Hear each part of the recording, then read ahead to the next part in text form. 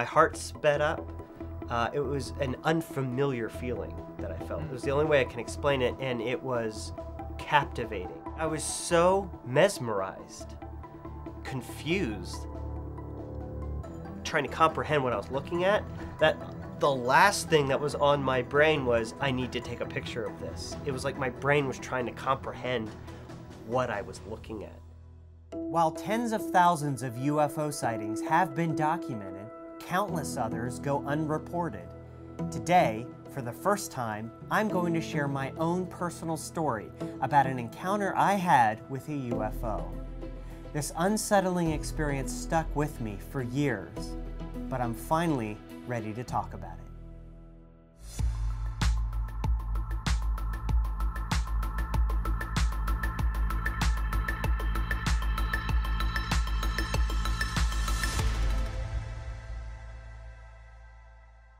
So this leads me to a personal story. I saw a triangular UFO in 2003. It happened at night. I was able to go back to Google Maps and find the area in Utah. I was in Utah, Provo, where I was standing at this night. There's a film studio, like a sound stage, and I was a production assistant. And I was outside the door on the outside while they recorded, and the red light was on. So the red light was on, so I had to wait till they cut and I could go back in. So I'm waiting outside. I'm facing this direction here towards the mountain range. It's night. This is exactly where I was standing. This is what I saw flying from south to north. And I wasn't looking up. I was looking straight at something, and something caught my eye, and I looked up, and it was this triangle of blue lights. There were these clouds were low and moving fast, so you know those low, fast-moving clouds, Sure. 1,000, 2,000 feet up. This was underneath the clouds. It wasn't above, it was flying underneath the clouds. And dude, not a sound. That creeped me out. I was just like, oh cool. I'd seen a B-2 bomber at a air show, where they're showing it off, the B-2 bomber, years ago, and I was like, oh, this is what this is. And I kept waiting for the eventual, you know, the sound of a jet. Yes.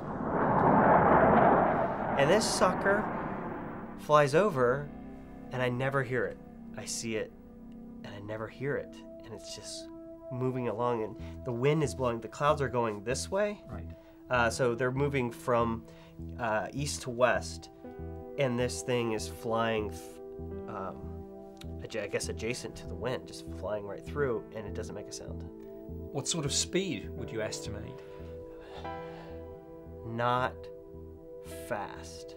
I would say it went from here to here in 9 seconds, 10 seconds. It was not moving fast. Right. But again, the drawing that you've produced is interesting because, sticking with the analogy of a B-2, if this had been a B-2 at the height that you've really got this thing, I mean, it would have made a pretty impressive sound, and you would have seen it for what it was, I'm sure. What plane, other than a helicopter, can move 20, 30 miles an hour without falling out of the sky, or having some strong propulsion system that's going to be killing your ears from how loud it is? Some people have said, oh well, when you see some of these black triangles, maybe it's a B-2 stealth bomber. Right. Well, I don't know if those people have ever seen a B-2. I've seen and heard one. If this was a B-2, it would have taken the rooftops off. Right. I mean, you know. The B-2 bomber, the F-117, the rumored TR-3B. All these other possible human-made Air Force, at one point top secret planes, they all make noise. And I know that aviation technology runs several years ahead of what's publicly declared, of course, but you know, not only don't we have anything that we can put our finger on now and say, oh, it's that aircraft, but these sightings go back decades. So if this really had been some sort of prototype stealth craft, well, Hudson Valley, for example, that's the sort of thing that we would be seeing now. But here we are, decades on, and still we don't have anything that can do that. And the other thing that I'm pretty sure I saw is I couldn't see. I'm pretty sure I saw through here, so I didn't see black here, like through here. It looked just like this. There was no body in the middle, which is very much like many of the Phoenix Lights sightings, where you have not a solid triangle, but effectively, yeah, it's like almost like two wings, but with no fuselage or tail or anything. And I just want to, the feeling I got from, oh, that's probably that thing I saw at the air show, to not hearing it, not having that auditory connection to what I was seeing, and I usually experience something with like that. It was a cold, my heart sped up. It was an unfamiliar feeling that I felt. It was the only way I can explain it, and it was captivating. And I understand why a lot of people go, well, why don't you just take your camera out and take a picture of it, man? And it was like I was so mesmerized, confused, trying to comprehend what I was looking at, that the last thing that was on my brain was, I need to take a picture of this. It was like my brain was trying to comprehend what I was looking at. And I remember it disappeared over this horizon, the light went off, and that kind of snapped me out of it. I remember, I gotta go in. And I went in, and I remember I went up to my assistant director, and I said, I just saw a UFO. And they were like, whatever. And I was like, guys, I think I did. And I remember telling a few of them, describing it, but their heads were kind of in production, and we're just kind of like, oh, okay, whatever. And I make sure they don't talk over there, Greenstreet, you know. And that was like that. And I don't think I told many people about it. I never even described or it was burned in my brain, but I didn't make a big to-do about it. You said a lot of sightings go unreported. Yes. This is mine, and it went unreported. Right. I didn't feel it. It's a confusing feeling. I didn't feel a need to, like, well, I must call MUFON or I must call the Air Force. Let's get to the bottom of this thing. Like, I didn't have that. Some people don't report because of fear of ridicule or disbelief. Others don't report because they don't know who to call. So there are all sorts of reasons why people don't necessarily come forward with this sort of thing. But you're certainly not alone. Both in terms of what you've seen, and I would say your intellectual and emotional reaction to it. I know this sounds weird, but it felt personal, like a personal experience. You know, it was... I mean, in one sense, every UFO sighting could be viewed in that context, and rightly so. And by the way, you're certainly not alone in literally having a camera but being so mesmerized that you don't even think about it. You even forget that you have it. And I've spoken to people who have responded in many, many different ways emotionally.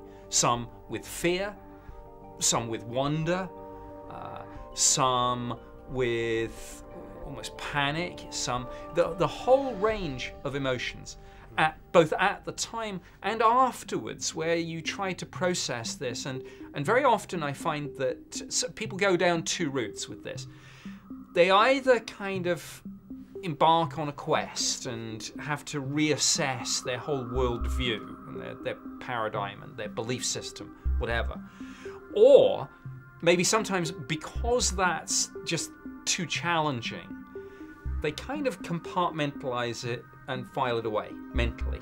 And, you know, I don't know where you went with this afterwards. I mean, I compartmentalized it. I just part of my brain still right now says it's just a military jet. I mean, there's multiple Hill Air Force Base is within driving distance of this location. God knows what they're flying out of there. Area 51 is literally a hop, skip, and a jump to the west. God knows what they're flying out of there. It could be, but there's a part of me that looks back and it should have made sound. It should have made. There was something about it that scared me. Yeah.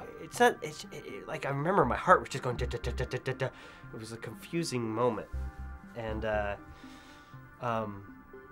yeah, it's like I've seen lots of planes, I've seen lots of weird stuff, but that word just came to me, that it was a personal experience. I don't think I've ever explained it this way, but that's the best way I can explain it, man. It's like it just feels like a private, personal moment. Yeah, almost like you're being shown something.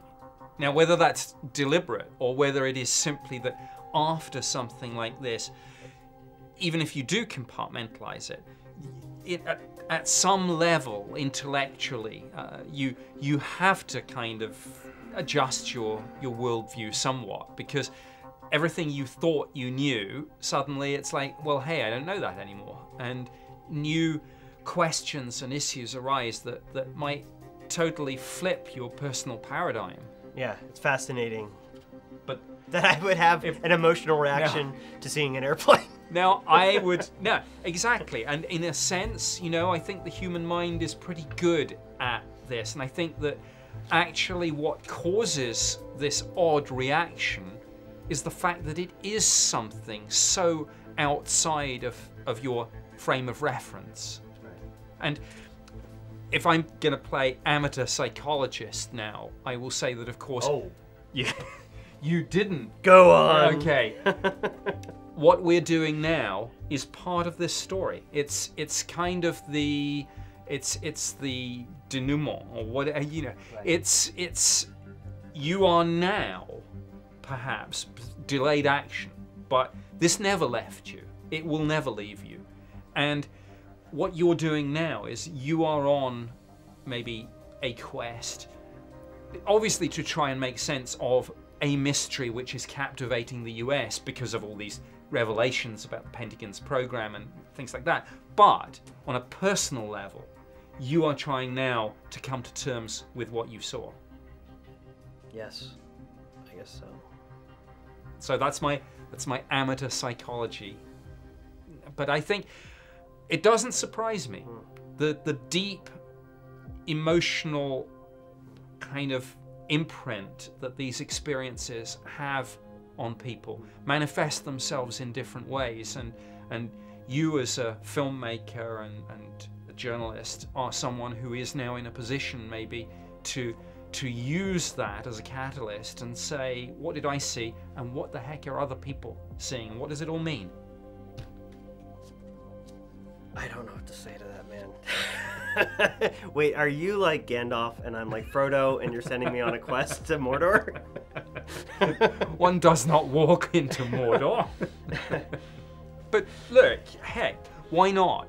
Questions like, are we alone or not in the universe, and are we being visited, are some of the biggest and most profound questions we can ask ourselves. And if we can get answers to those questions, why wouldn't we want those answers?